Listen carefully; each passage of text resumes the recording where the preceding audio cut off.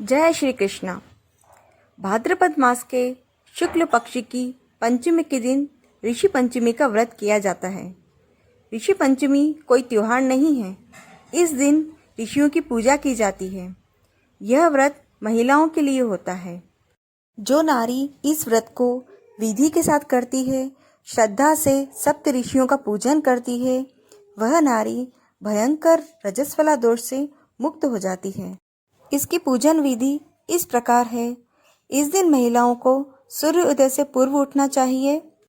फिर पूजा घर में एक चौकी पर मूर्धन के द्वारा सप्त ऋषि और अरुंधति जी को स्थापित करें।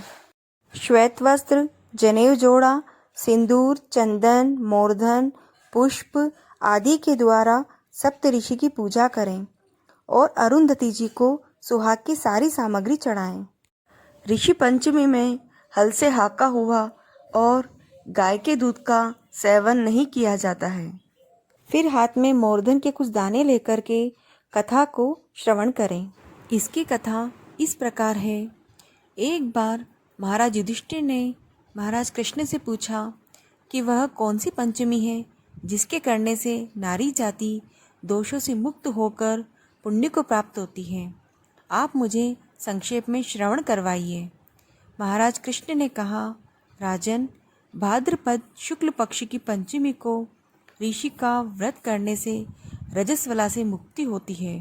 क्योंकि जब इंद्र ने वृत्तासुर को मारा था, तब ब्रह्म हत्या का एक भाग नारी के रज में, दूसरा नदी के फैन में, तीसरा भाग पर्वतों में, चौथा भाग अग्नि के प्रथम ज्वाला में विभक्त किया था।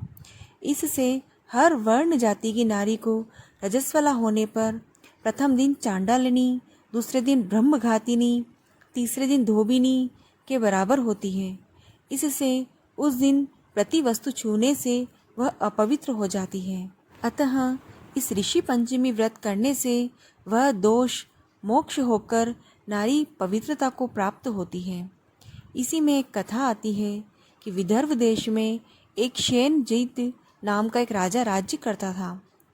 उसी राज्य में एक सुमित्र नाम का ब्राह्मण अपनी पत्नी जयश्री के साथ रहता था। उनकी पत्नी एक दिन रजस्वला धर्म को प्राप्त होने पर भी प्रत्येक वस्तु को छूती रही।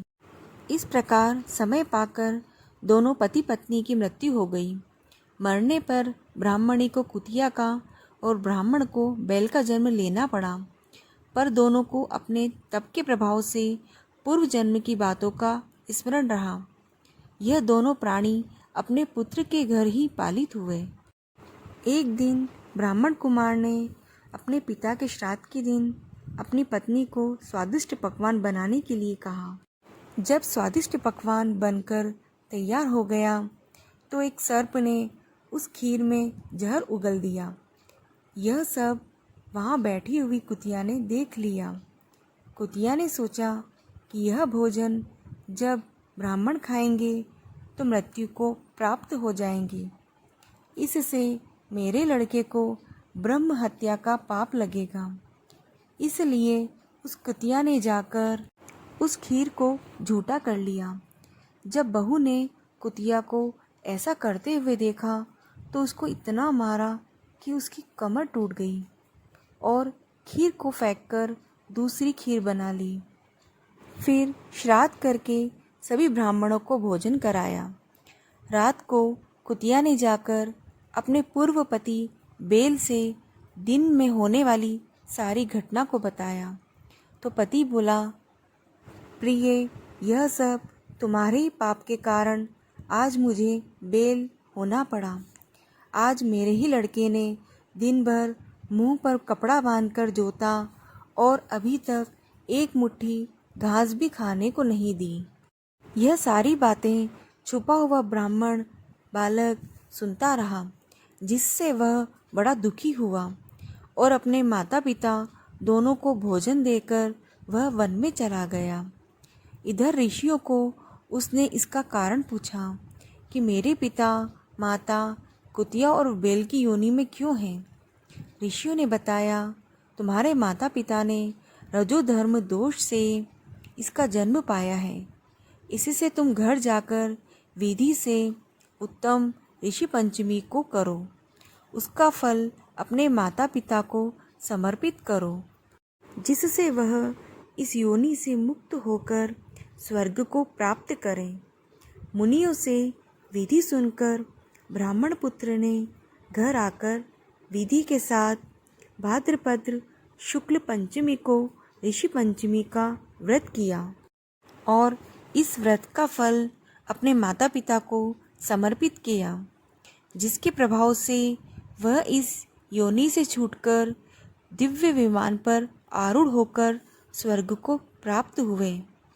महाराज कृष्ण कहते हैं, हे राजन, जो नारी इस व्रत को विधि के साथ करती है, श्रद्धा से सप्त ऋषियों का पूजन करती है, वह नारी भयंकर रजस्वला दोष से छूटकर शीघ्र ही धन, पुत्र, पौत्र आदि के सौभाग्य को पाती है। इस व्रत को करना नारी जाति का मुख्य कर्तव्य है। इस व्रत का ऐसा महत्व है।